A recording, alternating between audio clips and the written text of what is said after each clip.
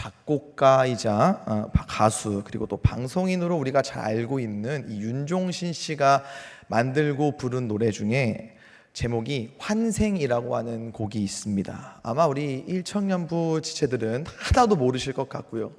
2청년부 중에서도 상위 또래들만 아마 어느 정도 아는 술렁술렁이고 계신데요. 예배 끝난 후에 찾아서 들어보시기를 권면해 드리도록 하겠습니다.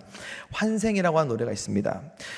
모르실 것 같아서 제가 불러드리고 싶으나 거룩한 예배의 시간에 가요를 부를 수 없기 때문에 가사만 조금 읊조려 보도록 하겠습니다. 다시 태어난 것 같아요. 내 모든 게 달라졌어요. 그대 만난 후로 난 새 사람이 됐어요. 우리 어머니가 제일 놀라요. 우선 아침 일찍 깨어나 그대가 권해줬던 음악을 틀죠. 뭔지 잘 몰라도 난 그 음악이 좋아요. 제목도 외우기 힘든 그 노래, 할 때도 안 된 샤워를 하며 그 멜로디를 따라해요. 늘 힘들었던 나의 아침이 이렇게 즐거울 수 있나요? 오 놀라워라 그대 향한 내 마음. 오 새로워라 처음 보는 내 모습. 매일 이렇다면 모진 이 세상도 참 살아갈 만할 거예요. 1절입니다. 이런 가사의 노래예요. 어떻습니까? 가사가 참 아름답지 않습니까? 혹 이 가사를 듣고 공감이 아니라 반감이 드시는 분들이 있다면 마음을 잘 점검해 보셨으면 좋겠습니다. 그리고 제가 열심히 기도하겠습니다. 어떻게요? 모두가 이 가사의 주인공이 속히 될 수 있도록, 특별히 우리 2청년부 자 기도 열심히 하도록 하겠습니다. 가사가 아름답죠. 사랑을 해보신 분들이라면 아마 많이 공감을 하실 거예요. 내 삶이 완전히 달라졌어요. 완전히 달라져가지고 환생한 것 같은데 그 이유가 당신과의 만남 때문이에요. 당신과의 만남 이후로 내가 완전히 달라졌어요. 당신과의 만남 때문입니다 라면서 사랑을 고백하는 내용이에요. 개인적으로 이 가사에서 가장 공감 가는 부분을 꼽으라고 한다면 우리 어머니가 제일 놀라요. 우리의 추악한 모습을 가장 많이 알고 있는 존재. 못 볼 꼴, 보면 안 될 꼴마저도 다 보신 그 어머니가 제일 놀란다는 말이 마치 제 이야기 같았습니다. 그 어머니가 보고 놀랄 정도로 변한, 마치 환생이라도 한 것처럼. 이전에도 제가 비슷한 이야기를 설교 때 했었어요. 그리스도인에게 환생은 없다, 영생만 있다라고 아마 제가 말씀을 드렸을 텐데요. 근데 오늘 말씀을 보면은 환생까지는 아니더라도 다시 태어남에 대해서 예수님이 이야기하고 있는 것을 우리가 볼 수 있습니다. 본문을 보면은 니고데모라고 하는 사람이 등장을 해요. 아마 이름을 들어보셨을 텐데요. 이 니고데모와 예수님의 대화입니다. 일단 니고데모라고 하는 사람에 대해서 우리가 먼저 한번 알아보도록 하겠습니다. 오늘 본문을 보면은 그에 대해서 바리새인, 유대인의 지도자라고 기록을 하고 있어요. 먼저 바리새인은 바리새파라고 하는 당파에 소속되어 있는 사람을 바리새인이라고 합니다. 당시 유대교회는 큰 3개의 대표적인 이 종파가 있었는데 그 중 하나가 바로 바리새파예요. 분리된 자, 구별된 자, 이런 뜻을 가지고 있는 이름이 바로 바리새파입니다. 이 율법을 지극히 성실하게 지키면서 불결한 것들과 부정한 것들로부터의 구별, 여기서 말하는 불결한 것과 부정한 것들이라고 하면 이방인 그리고 세상이에요. 그러니까 부정하고 불결하다 여겨지는 이방인과 세상과 우리는 구별되고 구분된 사람들이다라고 생각해서 스스로 분리해 나온 사람들이 바로 바리새파입니다. 그리고 회당을 조직을 했고요. 엄격한 율법 준수 그리고 신앙의 모범으로 그 당시 신약시대 유대인들에게 많은 존경과 신망을 받는 사람들이었어요. 아까도 말씀드렸지만 이 회당을 조직을 했기 때문에 유대 사회에서 그 영향력이 굉장히 컸던 당파가 바로 바리새파입니다. 그 구성원들을 보면 알 수가 있는데요. 뭐 서기관, 제사장들, 그리고 유대 중산계층들로 이루어져 있었고, 당대 종파들 중에 그래서 가장 큰 세력이었어요. 한참 전성기 때 6천 명이었다고 하는데, 당시에 이 예루살렘 인구가 2만 5천에서 한 3만 명 정도 된다고 한다면, 그 기세, 그 영향력, 그 규모가 어느 정도였는지를 우리가 어느 정도 이렇게 짐작을 해볼 수가 있습니다. 이들은 율법을 문자적으로 기록된 말씀 그대로 실천하는 것을 통해 의로워질 수 있다, 의롭게 된다라고 주장했던 사람들이에요. 그런데 정작 주장을 하는 자신들은 전통을 내세워서 이 율법 준수를 외면하고 지나치게 외향적인 겉으로의 의를, 외적인 의를 강조했어요. 그러니까 세리나 죄인들과 교제하는 것을 삼가하고 안 하고 형식주의, 율법주의, 극단적인 분리주의, 그리고 권위주의적인 의식에 빠져버리게 된 사람들입니다. 물론 우리는 구별된 사람들이다라고 하는 이 인식 자체가 나빴다는 것은 아니에요. 사실 구별이라고 하는 것은 오늘날 이 땅을 살아가는 저와 여러분 같은 그리스도인들에게도 굉장히 필요한 인식입니다.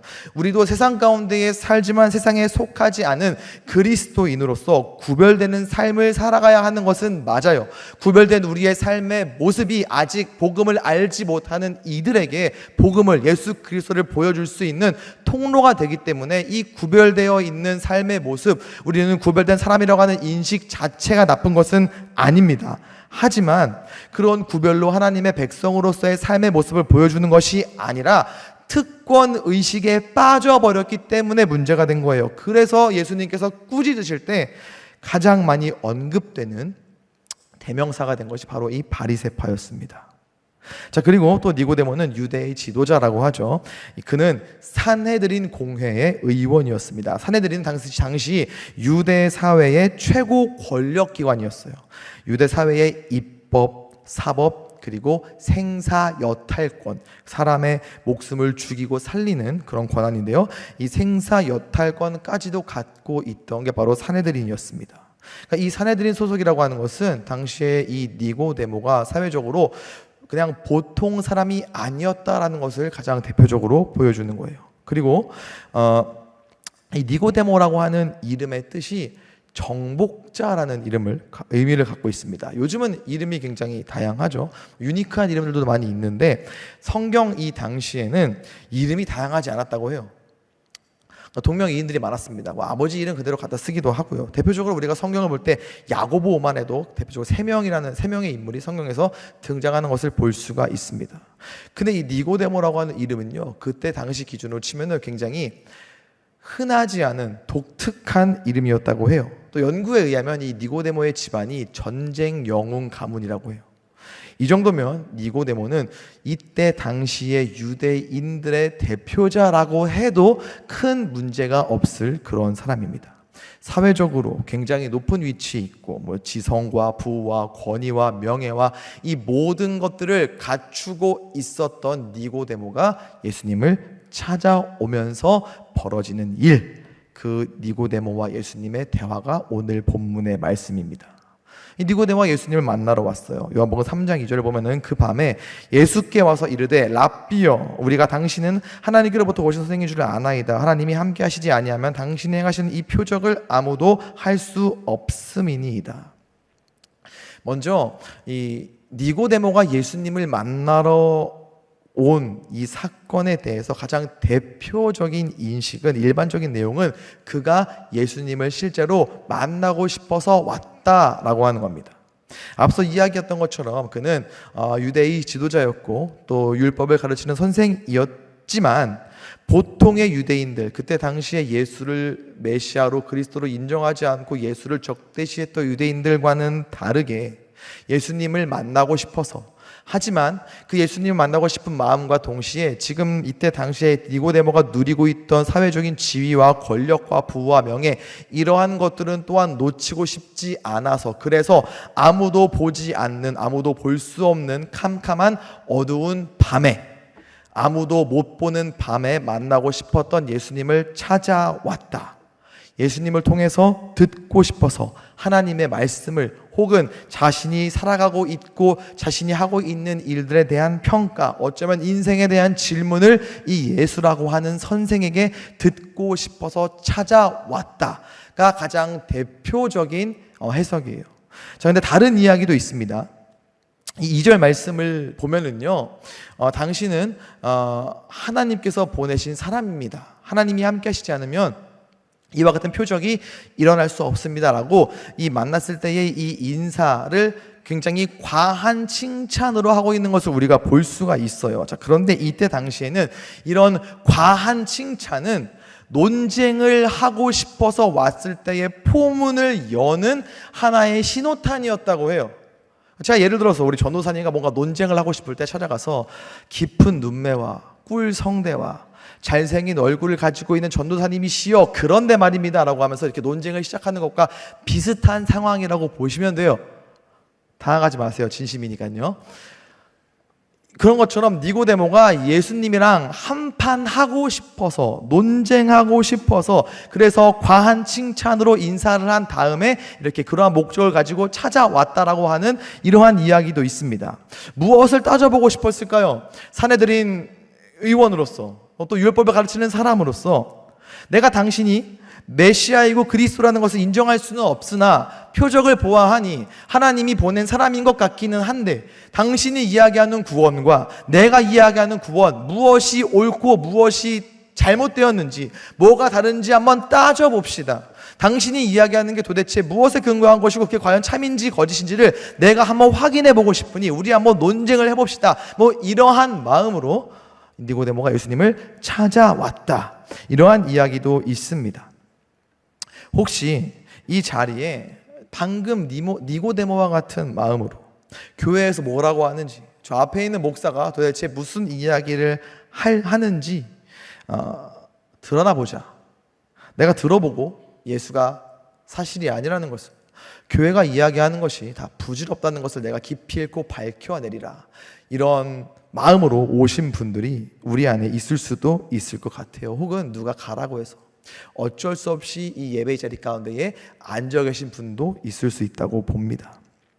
오늘 말씀의 니고데모는요, 결론적으로 변했습니다. 밤에 몰래 찾아왔던 니고데모였든 예수님과 논쟁을 하기 위해 찾아왔던 니고데모였든 간에 그는 결론적으로 변해요. 예수님을 죽이기 위해 소집된 사내들인에서 정당한 신문 없이 죄인을 죽이는 것은 불법이라고 하면서 간접적으로 예수님을 보호하기도 합니다. 예수께서 매장당하실 때에는 비싼 향유와 몰약으로 예수님의 죽음을 애도하기도 해요. 적극적이지는 않다 할지라도 그는 예수님의 제자가 되었다고 이야기할 수 있습니다. 어떠한 반감이나 어떠한 의심을 가지고 이 자리에 오신 분들이 있다면 이 니고데모에게 임한 은혜와 역사가 있기를 소망합니다.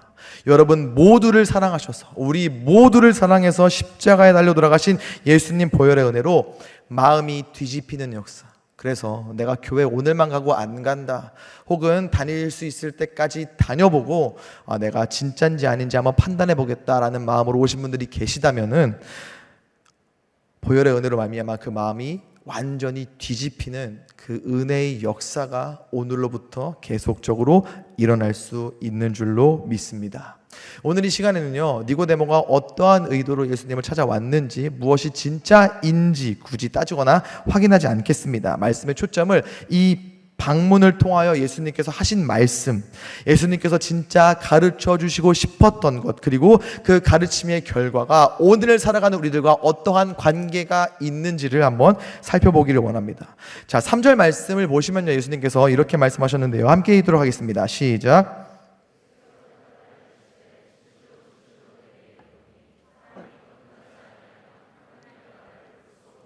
자, 예수님께서 이 거듭남에 대해서 말씀을 하십니다. 그런데 문맥을 보면은요, 조금 분위기가 싸늘한 것 같아요.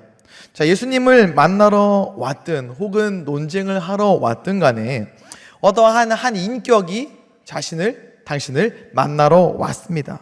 우리와 문화는 다르지만 이때 당시 예수님은 30대 중반 초반 정도의 젊은 청년이었고요, 니고데모는 그보다 훨씬 나이가 많은 어른이었습니다. 그렇다면은 만나러 왔든 논쟁을 하러 왔든 간에 누군가가 찾으러 왔을 때 뭐 어서 오십시오, 그래 엄마 제 얘기를 들어보시겠습니까? 뭐 이렇게 정중하게 표현할 수도 있었을 텐데, 그런데 예수님은 니고데모를 향해서 직구를 던지죠. 거듭나지 아니하면 하나님의 나라를 볼 수 없다. 거듭나지 아니하면 하나님의 나라를 볼 수 없다.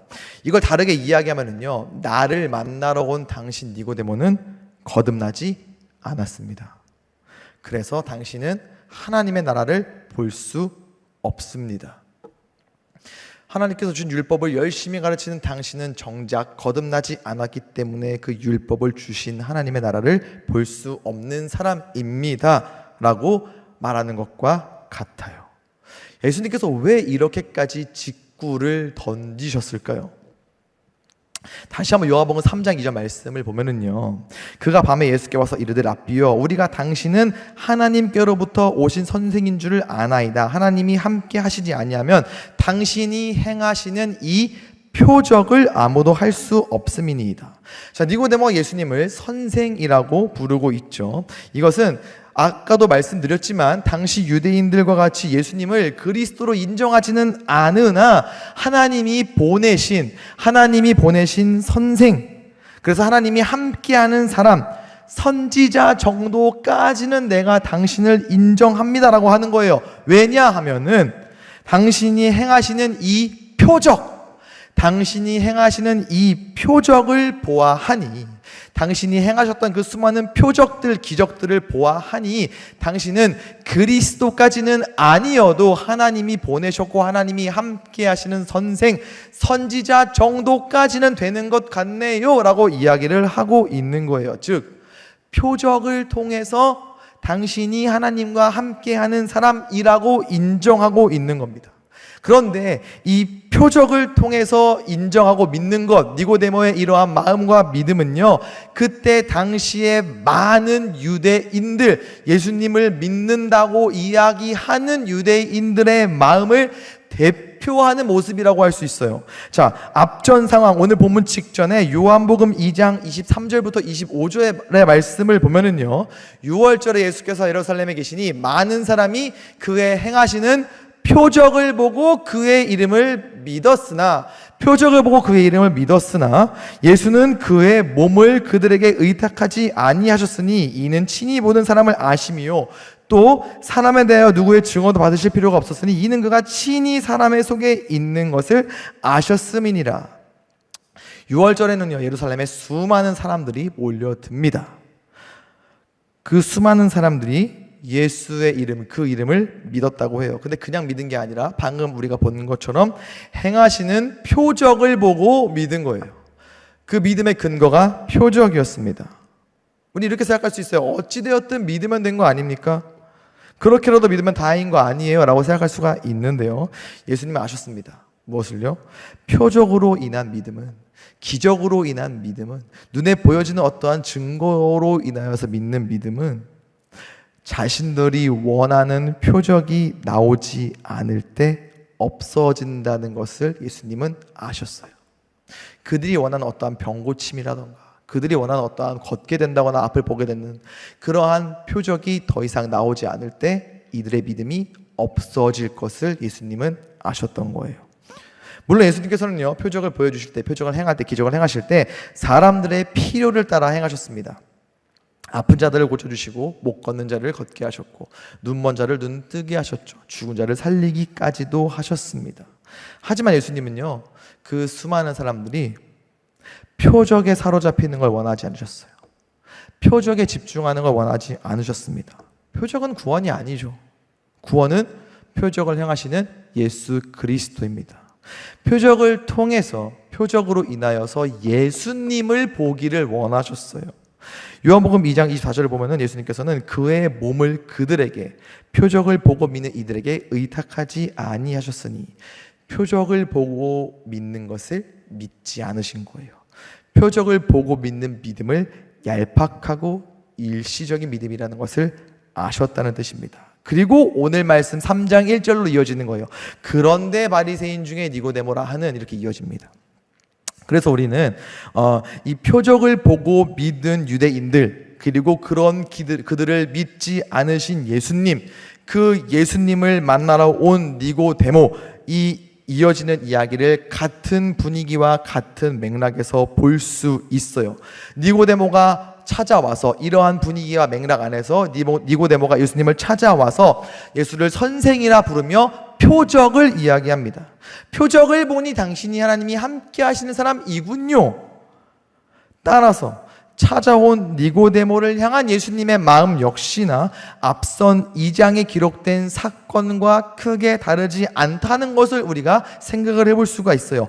그래서 예수님은 니고데모에게 묵직한 직구를 던진 겁니다.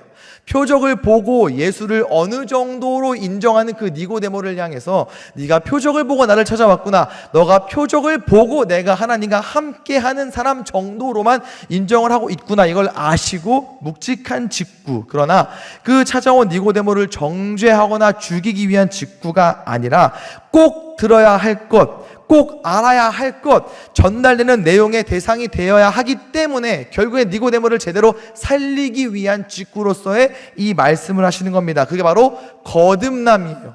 거듭나야 한다는 것, 너 또한 반드시 거듭나야 하기 때문에, 거듭남은 선택이 아니라 필수이기 때문에 예수님께서 묵직하게 가르쳐 주시는 것입니다. 거듭남. 훈련을 받으신 분들은 중생이라고 하는 표현으로도 아마 아실 거예요. 거듭남. 사람들에게 말씀을, 율법을 가르치는 선생이고 공의 의원이고 바리새파 사람이지만 예수님께서 보시기에 니고데모는 거듭난 사람이 아니었기 때문에, 그래서 하나님의 나라를 볼 수 없고 들어갈 수 없기 때문에, 그래서 이와 같이 말씀해 주시고 가르쳐 주신 거예요. 거듭남. 이 거듭남을 ESV 영어 성경에서는요, born again이라고 기록을 하고 있습니다. 번역을 하고 있어요. 다시 태어난다는 뜻이죠. born again. 자, 우리가 생각하는 다시 태어난다는 것은 무엇입니까? 우리가 경험한 최초의 탄생의 반복이죠. 우리가 경험한 최초의 탄생은요, 어머니 뱃속에서 10달 동안 있다가 나오는 것이잖아요. 우리가 생각하는 가장 일반적인 다시 태어난다라는 것은 다시 엄마 뱃속에서 10달 있다가 태어나는 걸 의미해요. 니고데모 역시나 이렇게 받아들였던 것 같아요. 3장 4절을 보니까 니고데모가 이르되 사람이 늙으면 어떻게 날 수 있사옵니까? 두 번째 모태에 들어갔다가 날 수 있사옵니까? 라고 예수님께 질문을 합니다. 두 번째 모태에 들어갔다가 날 수 있습니까? 저보고 엄마 뱃속에 다시 들어가라고요? 10달 있다가 다시 나오라고요? 그게 가능합니까? 저는 이미 늙었는데요, 젊어질 수가 없는데요, 이렇게 반문하고 있는 거예요. 지극히 정상적인 질문입니다. 하지만 예수님께서 3절에 말씀하신 거듭나야 한다라는 이 거듭남은 이러한 다시 태어나는 어머니 뱃속에서로부터 다시 태어나는 그 태어남이 아니에요. 이 헬러 원어로 보면은 거듭나야 한다라고 하는 단어에는 위로부터, 위에서부터라고 하는 의미가 함께 들어가 있어요. 그래서 3절 말씀을 직역을 하면 이렇게 됩니다. 사람이 누구든지 위로부터 태어나지 않으면, 위로부터 태어나지 않으면 하나님의 나라를 볼 수 없다. 위로부터 태어나지 않으면 하나님의 나라에 들어갈 수 없다. 이렇게 바꿀 수가 있습니다. 이 거듭남이라고 하는 동사, 이 헬라어 동사에는요, 시제, 태, 법이 있어요. 뭐 현재, 과거, 미래, 과거 완료, 현재 완료, 그 다음에 능동태, 수동태, 가정법, 뭐 직설법, 명령법, 되게 재미없는 이야기죠. 제가 왜 이 이야기를 말씀드리냐면요, 거듭나야 한다라고 하는 것은 이 헬라어 원어로 보면 부정과거 수동태예요. 부정과거 수동태. 왜 말씀드렸냐? 이 거듭남, 위로부터의 태어남이, 이 새로운 탄생이 일평생 동안 거듭 반복되는 게 아니라 오직 한 번만 일어나는 단회적인 사건이며, 이 거듭남에 있어서 거듭남에 대상되는 우리들은 전적으로 수동적인 입장에 있다는 것을 여러분들에게 말씀드리기 위해서 어렵고 지루한 문법 이야기를 했습니다. 이 거듭남이라고 하는 것은요, 다시 말하면은 이 거듭남을 우리에게 허락하시는 하나님과 그 대상이 되는 우리의 협력이 아니에요. 하나님의 주권적인 행위입니다. 내가 거듭나야지 라고 해서 거듭날 수 있는 게 아니에요. 사실 우리의 탄생이 그렇지 않습니까?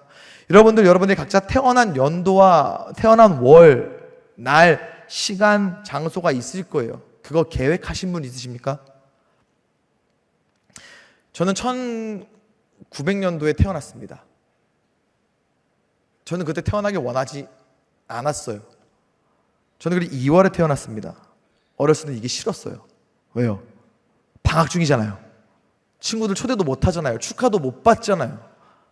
학기 중에 태어나고 싶었어요. 근데 그게 제가 계획한다고 될까요? 이런 몸뚱아리로 태어나고 싶지 않았어요. 누구처럼 잘생기게 태어나고 싶었어요. 180, 차은우, IQ도 180 태어나고 싶었어요. 근데 이게 제가 계획한다고 될까요? 여기 여러분들 중에서 그거 계획해서 태어나신 분 계십니까? 불가능하죠. 우리의 첫 탄생과 거듭남도 마찬가지입니다. 우리의 어떠한 계획이나 우리의 공로나 우리의 자리가 존재할 수 없어요. 전적인 하나님의 일하심입니다. 우리가 생각하거나 우리가 계획하거나 우리의 자리가 존재할 수 없는 영역이 바로 이 거듭남이라고 하는 거예요. 그래서 이어지는 5절 말씀을 보면은 이 거듭남의 방편, 수단이라고도 할 수 있죠. 이것에 대해서 예수님께서 말씀해 주시는데, 이것을 통해서도 우리는 이 거듭남이 결코 우리의 공로, 우리의 자리가 없는 하나님의 단독적인 사역임을 확인할 수가 있습니다. 요한복음 3장 5절 말씀 한번 다 같이 읽어볼까요? 시작.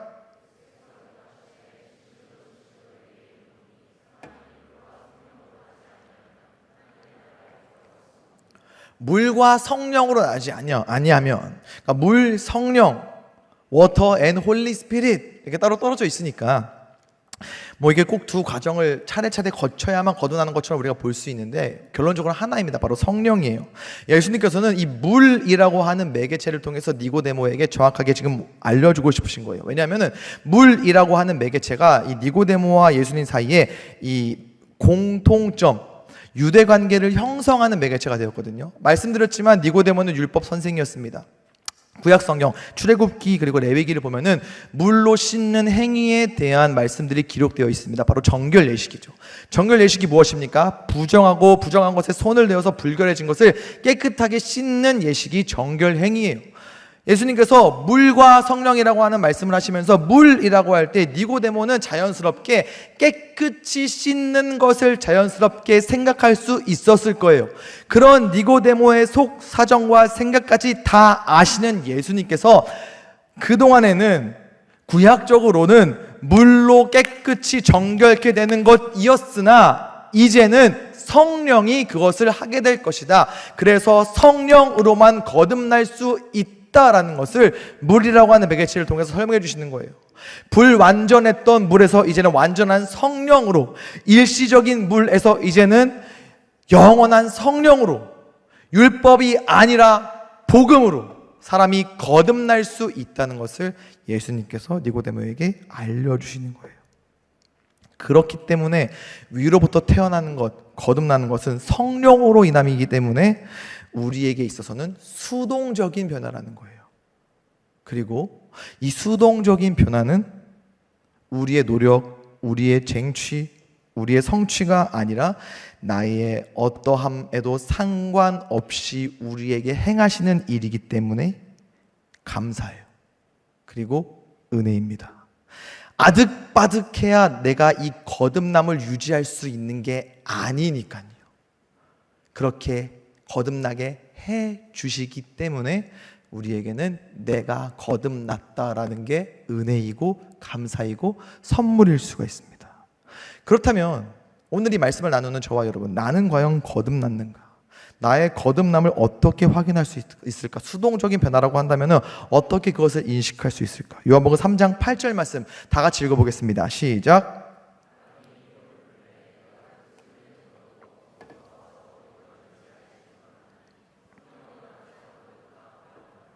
성령으로 난 사람, 거듭난 사람, 위로부터 태어난 사람을 바람에 비유해서 말씀을 해주고 계세요.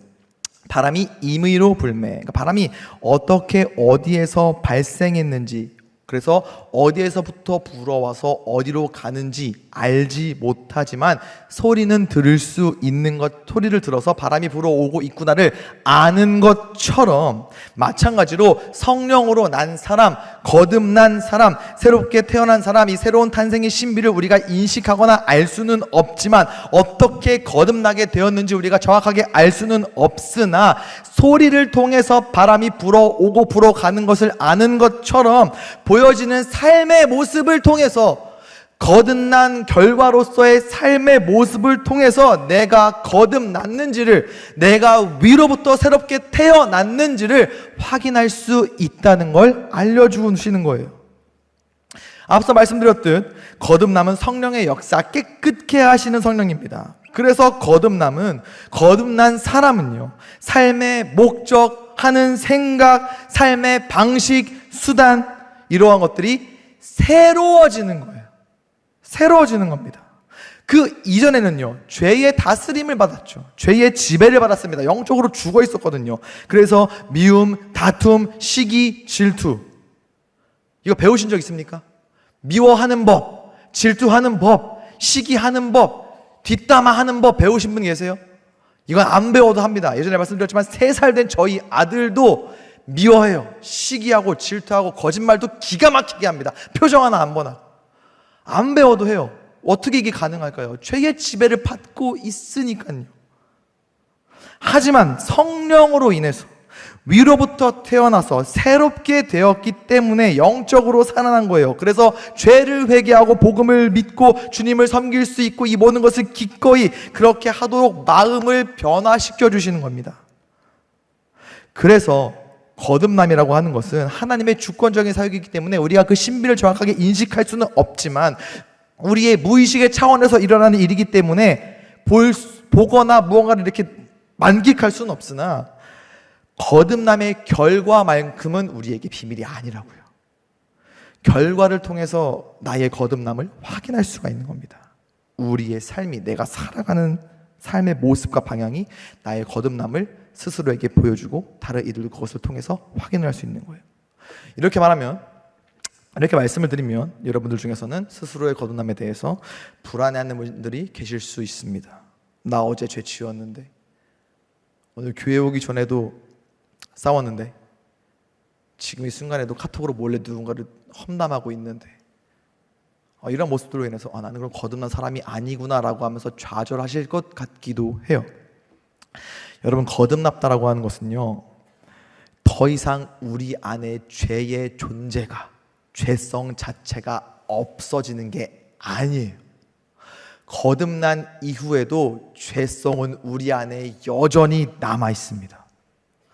하지만 거듭났기 때문에, 위로부터 태어났기 때문에, 이전과는 다르게 새롭게 태어났기 때문에, 죄의 지배에서 벗어났기 때문에, 동시에 죄의 지배에서 벗어난 것뿐만이 아니라 성령께서 우리 안에 새로운 능력으로 역사하고 임재하고 계시기 때문에 죽은 자들 가운데에서 예수 그리스도를 살리신 그 능력이 우리 안에 이제 있기 때문에 죄의 유혹을 이길 수 있게 되었다는 거예요. 지금 이 순간에도 죄는 우리를 유혹할 수 있습니다. 앞으로도 여러분들은 수많은 죄의 유혹을 경험하시게 될지도 몰라요. 이전에는 그냥 픽픽픽 걸려 넘어졌으나 거듭난 이후에는 성령의 역사하심으로 말미암아 그 모든 죄의 유혹을 우리가 이겨낼 수 있게 되었다는 것, 그래서 그 죄의 유혹을 이겨내는 삶이 거듭난 사람의 삶의 모습이라고 하는 거예요.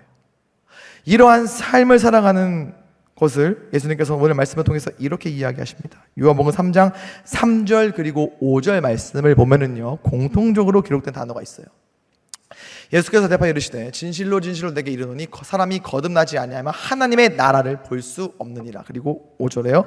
예수께서 대답하여 이르시되 진실로 진실로 내게 이르노니 사람이 물과 성령으로 거듭나지 아니하면 하나님의 나라에 들어갈 수 없느니라. 하나님의 나라, 하나님의 나라를 보고 하나님의 나라를 들어가는 데 있어서 이 거듭남이 필수 조건이라는 것을 우리가 여기서 볼 수 있어요. 거듭나야만 하나님의 나라를 볼 수 있고 거듭나야만 하나님의 나라 가운데 들어갈 수 있다는 것. 그렇다면 오늘 이 자리 가운데 나와 하나님을 아버지라 부르고 예수 그리스도의 이름으로 기도하는 우리들, 예수 그리스도를 믿는 믿음으로 구원받는 저와 여러분은 거듭난 사람이라는 뜻이고, 그런 저와 여러분은 하나님의 나라를 볼 수 있고 하나님의 나라에 들어갈 수 있는 사람들이다라고 우리는 이야기할 수가 있습니다. 그런데 우리가 일반적으로 생각하는 하나님의 나라는 오늘을 살아가는 우리와 우리의 거듭남과 시간적인 갭이 차이가 있어요. 그래서 오늘 말씀에서 이야기하는 하나님 나라에 대해서 우리는 조금 다른 의미를 생각해 봐야 합니다. 우리가 아는 것처럼요, 예수님께서는 십자가에 달려 돌아가심으로 우리의 모든 죄의 문제를 해결하심으로 인해서 하나님의 나라를 이 땅 가운데에 가져오셨어요. 예수님은 하나님의 나라를 이 땅 가운데에 가져오신 분이십니다. 따라서 거듭난 사람, 그 이후에 예수님을 믿는 믿음으로 구원받은 사람은 예수님께서 이 땅에 가지고 오신 하나님의 나라를 누리는 사람들이에요. 하나님의 나라를 누리는 사람들입니다. 하나님의 나라를 누리는 사람은 그래서 어떤 사람일까요? 실질적인 삶의 변화를 수반하는 사람이죠. 앞서 말씀드렸던 것처럼 죄된 본성과 싸우는 거예요. 죄의 지배를 벗어났기 때문에 이전과는 다르게 그 죄의 유혹과 싸워서 이기는 것, 그러한 삶이 드러나는 것, 하나님의 나라를 누리는 거듭난 사람의 삶의 모습이라는 거죠. 이 변화에 대해서 우리가 잘못 오해할 수가 있는 게, 거듭난다라고 하는 게 캐릭터의 변화가 아니에요. 거듭나면은 MBTI I였던 사람이 E가 되는 그런 게 아닙니다. 반복해서 말씀드리지만 거듭났다라고 하는 것은 죄의 지배에서 벗어났다는 것을 의미해요. 삶의 방향이 죄에서 하나님에 대한 영광으로 바뀌었다, 틀어졌다는 것을 의미해요. 가장 대표적으로 우리는 사도 바울을 생각을 해볼 수가 있습니다. 다메섹 도상에서 예수님을, 부활하신 예수님의 음성을 듣고 만나기 전 바울은요, 사울 시절 대단한 열심과 대단한 활동력으로 예수 믿는 사람들을 쫓아다니면서 괴롭혔어요. 가택 수사까지도 서슴지 않던 열심의 사람이었습니다. 그런데 예수님을 만나고 난 이후에 그는 소심해졌나요? 열심에서 소심으로, 그래서 예수 믿으세요, 예수 믿으면 참 좋은데 제발, 이렇게 다녔나요? 아닙니다. 동일한 캐릭터로요, 동일한 열심과 동일한 활동력으로 선교 여행을 다녔던 게 바울이에요. 요즘에야 여행하면은 공항 로비, 캐리어, 공항 패션 이러면서 여행이 굉장히 아름다워 보일 수 있는데, 바울 당시의 여행은 그런 여행이 아니었습니다. 고생길이었어요.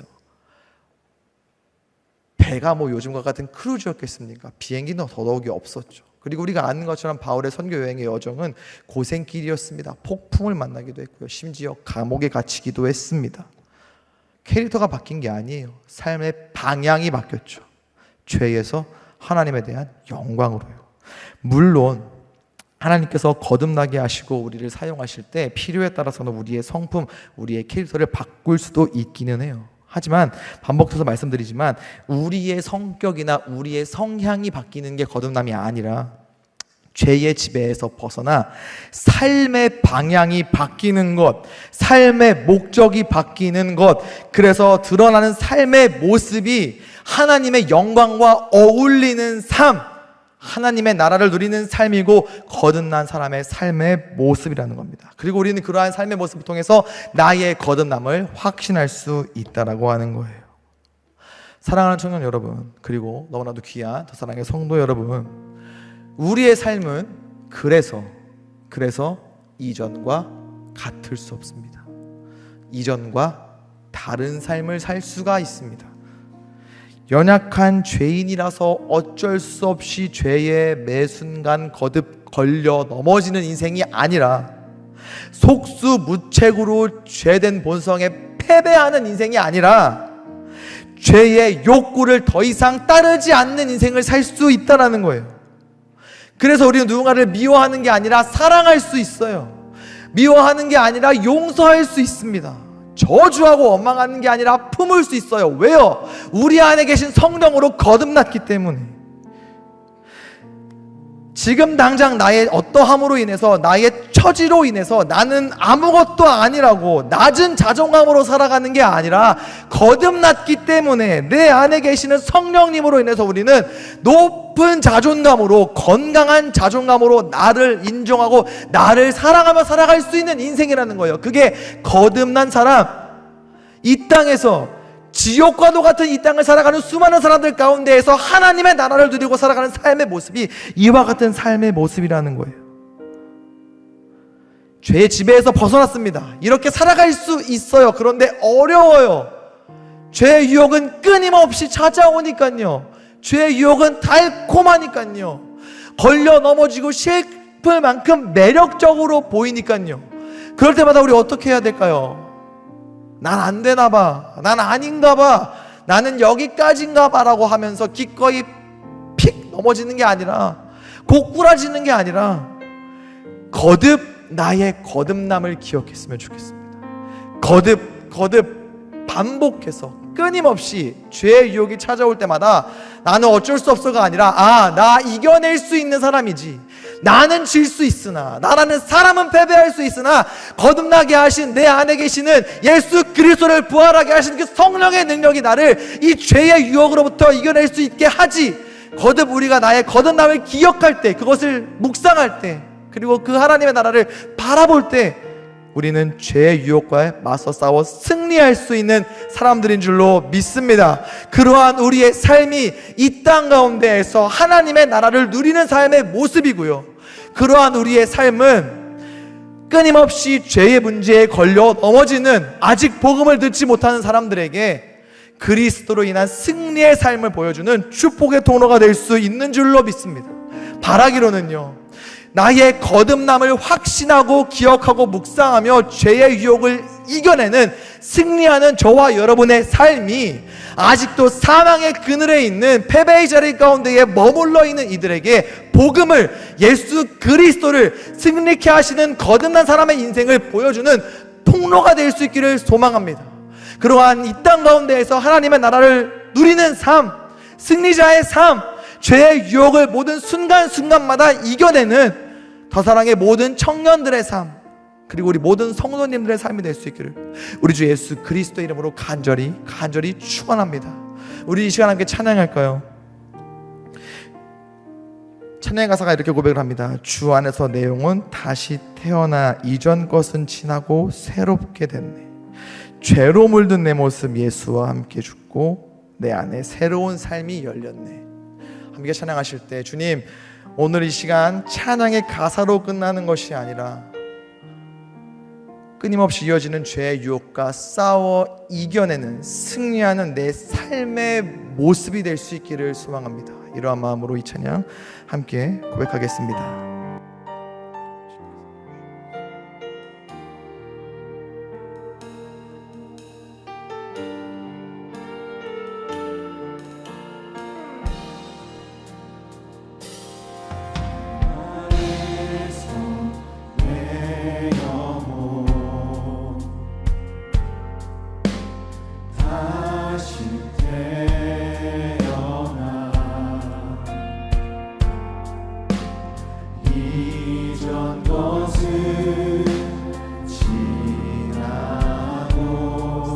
된 사람들입니다. 죄로 물든 우리의 모습은 예수와 함께 죽었습니다. 내 모습 예수와 함께 죽고 부활 생명 내 안에 새로운 삶이 열렸네.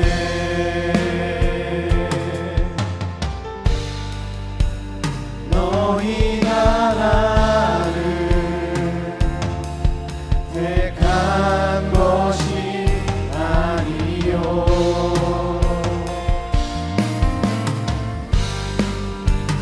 내가 너희를 택하여 세웠나니 오직 내 안에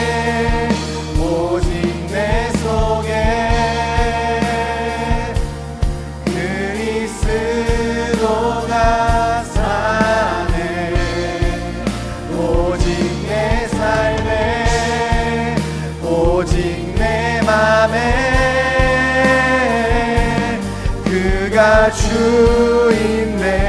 네, 함께 고백합니다. 내 생명 그 안에